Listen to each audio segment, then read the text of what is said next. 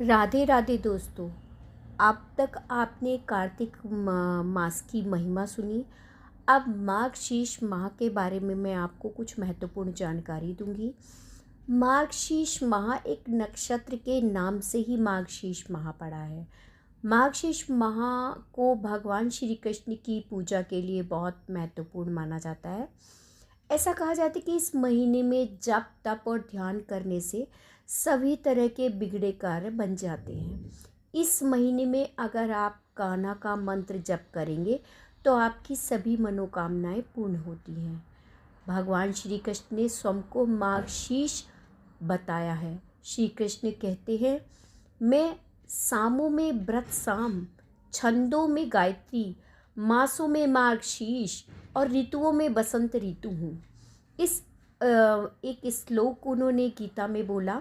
श्री कृष्ण ने स्वयं को उसी श्लोक के माध्यम से मार्गशीर्ष माह कहा है।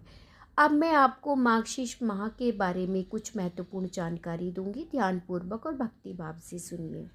सतयुग में देवों ने वर्ष का आरंभ मार्गशीर्ष कृष्ण पक्ष की प्रतिपदा तिथि से ही किया था। साथ ही ऋषि कश्यप ने भी इसी महीने के दौरान कश्मीर नामक जगह की स्थापना की थी।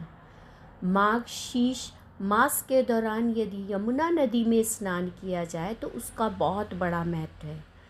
मार्गशीर्ष महीने के दौरान आप लोग अगर जीवन में भगवान का आशीर्वाद बनाए रखना चाहते हैं और हर संकट से छुटकारा पाना चाहते हैं तो उन्हें मार्गशीर्ष के दौरान कम से कम एक बार यमुना नदी में स्नान करने अवश्य जाना चाहिए।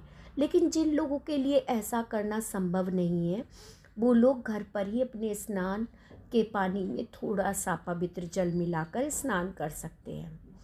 मार्गशीर्ष माह में कीर्तन करने और शास्त्रों का पाठ करने से अमोघ फल मिलता है, स्पेशली गीता का पाठ करने से, क्योंकि गीता में स्वयं श्री कृष्ण ने बोला है, अगर आप संतान की चाह रखते हैं तो श्री कृष्ण की आराधना करने मात्र से आपको संतान प्राप्ति का वरदान बहुत सरलता से प्राप्त हो सकता है।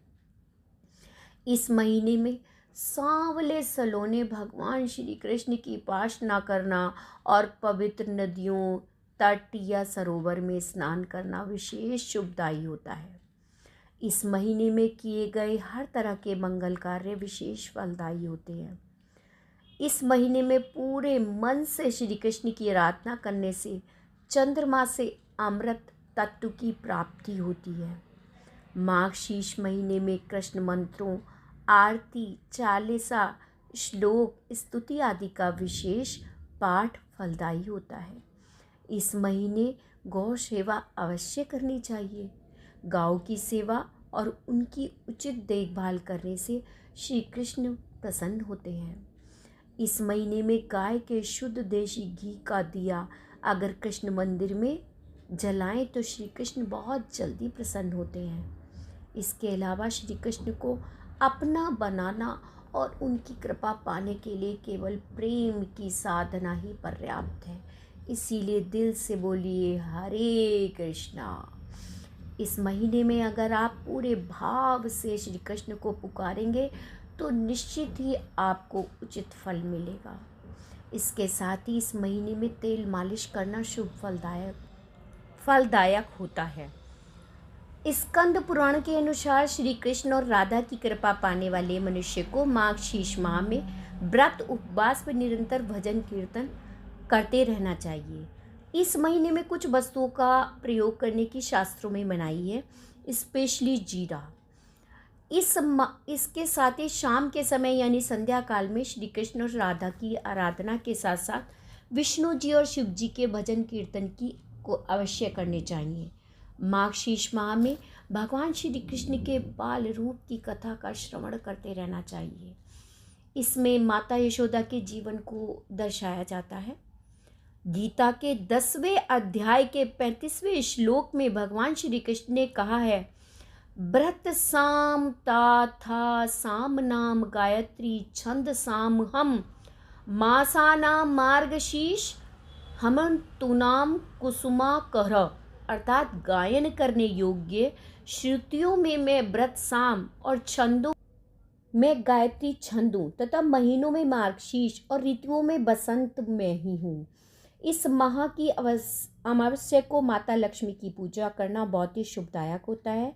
इस माह की अमावस्या और पूर्णिमा के दिन सत्यनारायण भगवान की कथा पढ़नी चाहिए और उनका महत्व भी सुनना चाहिए। दोस्तों, मार्गशीर्ष माह के बारे में कैसी जानकारी लगी, आपको अच्छी लगी हो तो मेरे चैनल को सब्सक्राइब करना ना भूलें। राधे राधे।